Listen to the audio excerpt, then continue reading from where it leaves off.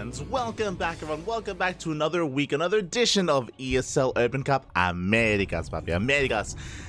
I'm here, of course, your host, Live VIP, joined by the lovely people in the chat and by these two lovely players as well, as we are just diving right into our first series of the night. And spawning in the top left-hand corner of Grass Farm, we have the Canadian Protoss player representing Team Basilisk. It is Trigger. And spawning in the bottom right-hand corner, we have as opponent, we have the cheesiest Zerg player in all of North America. We have the American Zerg player representing Team Gosu. It is Reaper. Here we go. Speaking of the cheesiest Zerg player, we do have a proxy hatchery coming out from Reaper. Of course we do, but it's actually a little bit further out on the map. A really interesting location here. Trigger, he goes for a probe scout. He does not go right into the main base. He's going to be looking to delay the natural for as long as he can, but there we go. He does dip into the main. Trigger, I'm sure, is fully aware of the kind of player that Reaper is. And of course, there is the spawning pool and the gas on the way. Oh, my apologies. I will fix up. There we go. We'll fix up the player names. Hero was playing last night. Today, we have the Reaper. Oh, let's go. Let us go. And just one moment here. Okay, just making sure I'm waiting people up. It's going to be a 2-gate opener. Trigger, he hasn't scouted the proxy hatchery, but he is checking and he sees the lack of expansion. He sees that there's no natural base at the linear third base or the triangular third base location. He knows that something is wrong, something is amiss, and he checks. Oh, he's looking for the proxy hatchery, but he doesn't come across as. Regardless, he is setting up to defend against a proxy hatchery with these two gateways. First Zeld is on the way, and he may not find what's coming his way, but regardless, again, preparation is underway for Trigger. This is getting ready at his natural. He's delaying his own expansion here in favor of this defense. Lings are in production of Roach Warren as well. Trigger coming back in for a second scout into the main. Trying to get a read on what is going on. Does confirm the Lings, and I believe he saw the Roach Warren as well. So with this, he's fully aware of everything that's happening. Trigger has all the information he needs. That he throws down a wall of shield batteries behind the wall of gateways. Taking this very seriously. Roaches are waddling across the map, or soon to be waddling across the map, as they're being morphed in by this hatchery, which has now been spotted and confirmed by Trigger. God, that is a 4th shield battery in production, a 5th and a 6th. Oh my god. We are lacking a pylon here, a secondary pylon. There's only one that's powering everything, but for now I think that's going to be okay. As the roaches have arrived. Already taking a lot of hits though from these stalkers. Again, Trigger is more than prepared for this. Thankfully, Reaper doesn't lose anything yet. He doesn't have link speed on the way behind this. Only one gas was taken. So not too many roaches either, but he's setting up a surround. Quick morph into those Ravagers. The Lings, they dive on top of those Stalkers. It looks like one Stalker will go down, but the other will make it within range of the shield battery. And the other will survive. Reaper, he just doesn't have the gas right now for another Ravager. And the longer this goes on, the easier it becomes for Trigger. Again, he is such a solid defense behind this. He's getting a second pylon, another shield battery. No robotics facility yet. But with a pure gateway army, it may just be enough. As we have a 3rd gate on the way. Reaper, he's not droning, he's not saturating his bases, he's committed. He's just backing up more Lings behind this.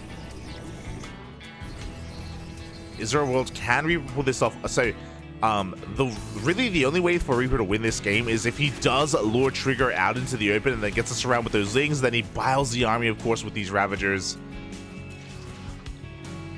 It is the only way, but Reaper, it's looking like he wants to try to force his way in.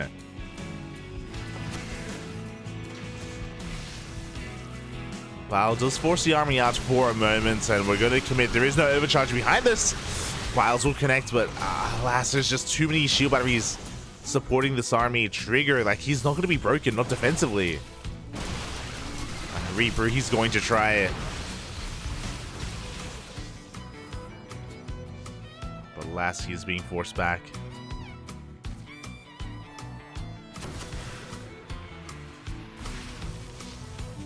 And there's just too much Protoss. And I appreciate what Reaper's been trying to do here, but again, the longer this goes on, the better it is for Trigger as he's getting a fourth gateway. Fourth gateway's on the way. Lings, they try to get us around, but once again, Stalkers, they can pull back. It looks like all the Zealots had finally been dealt with. God, but there's just so many shield batteries. Again, Trigger took this very seriously, and as a result, he's perfectly fine here. Reaper is trying to build up more Ravagers, more Lings.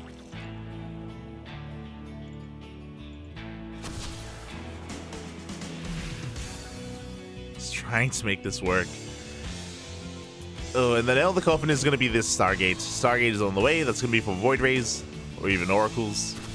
Either or, they both have their role here. Void Rays, they could shut down this defensively. Oracles can just go across the map and annihilate the mineral line.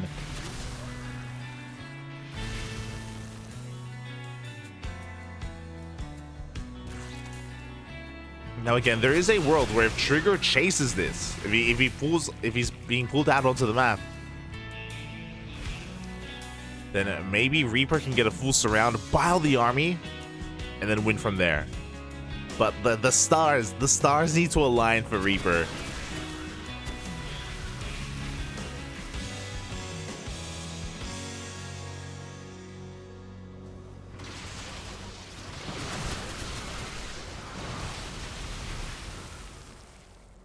And at this point, Reaper, he just can't quite engage.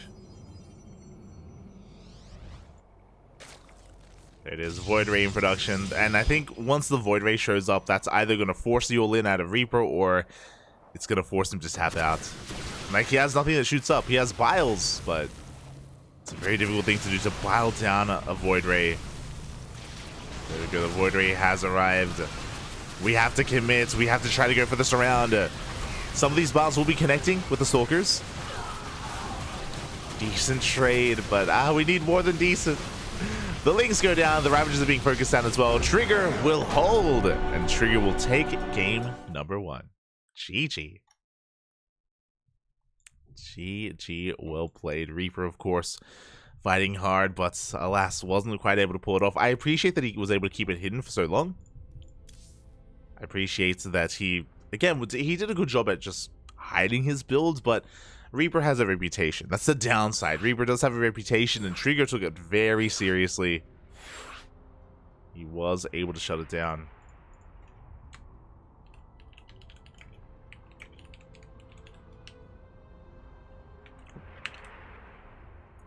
And it looks like we will be joined in game number 2 by some of our other lovely casters. I think. Is Big playing? He usually does.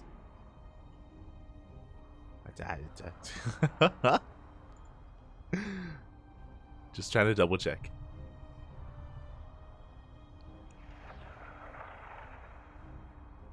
There we go.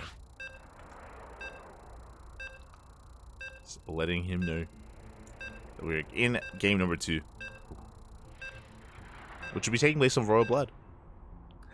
And there are definitely things that we have to go over when it comes to the bracket, when it comes to some of the results.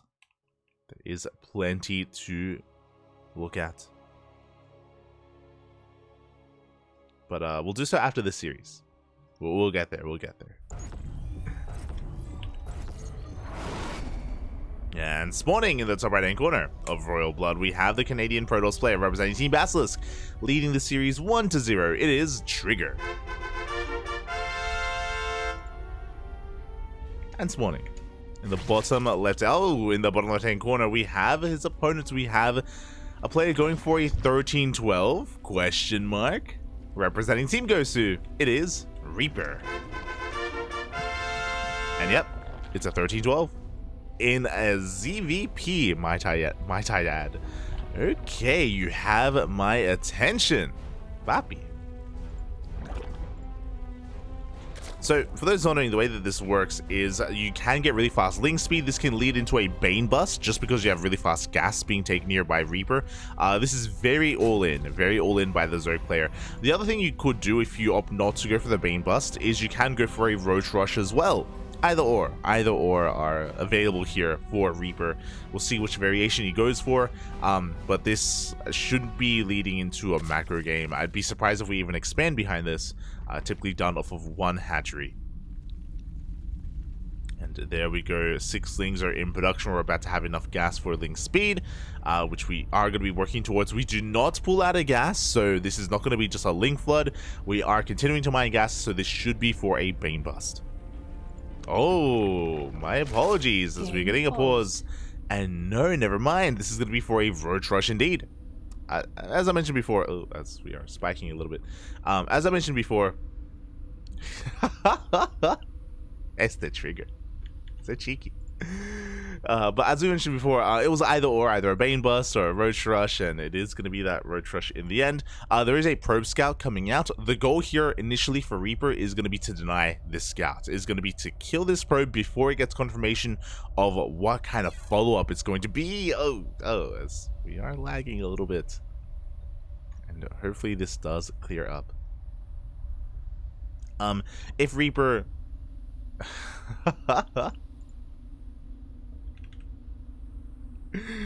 Oh my god. But again, if Reaper does disconnect, we can always resume from replay. We have the technology. Game resumed. As we're getting back into this, and here we go. Lings have arrived. Again, their goal here is to focus down this Probe. Trigger, can he manage to somehow juke past him? It looks like he cannot. Does buy a little bit of time. Probe goes down. And back at home, we have a standard reaction here from Trigger, going for a gate cyber expand. He's not overreacting. He's not going for a 2-gate response. And I love that he's sending his probe out once again for a scout or even for a proxy of his own.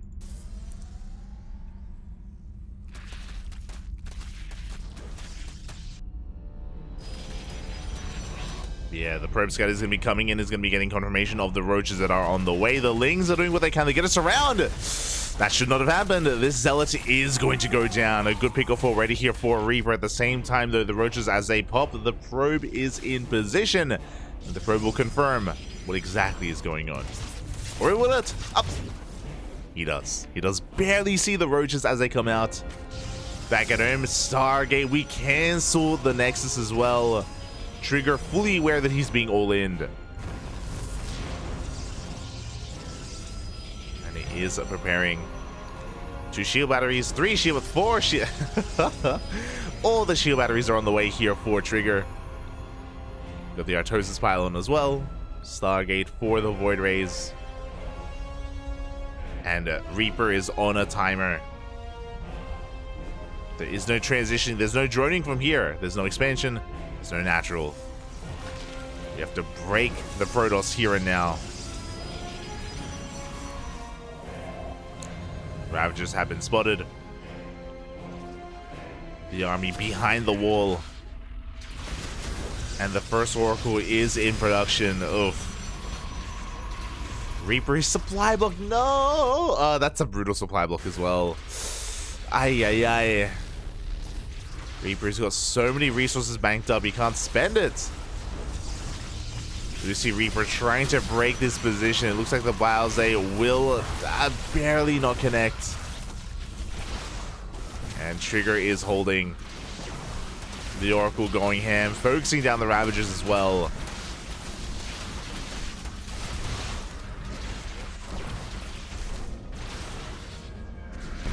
And with the death of these Ravagers, that's going to be the death of this push. GG gets called. Trigger, he holds.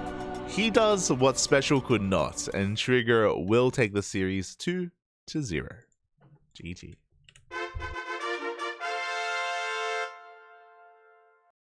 GG, well played. Oh, I should update this outside of the... There we go.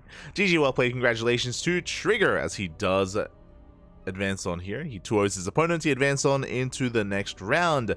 My condolences to Reaper, but Reaper already accomplished so much in this tournament. I just did allude to it, but exclamation mark be in the chat. Be in the chat if you guys want to have a look at the bracket yourselves, because we have quite a result.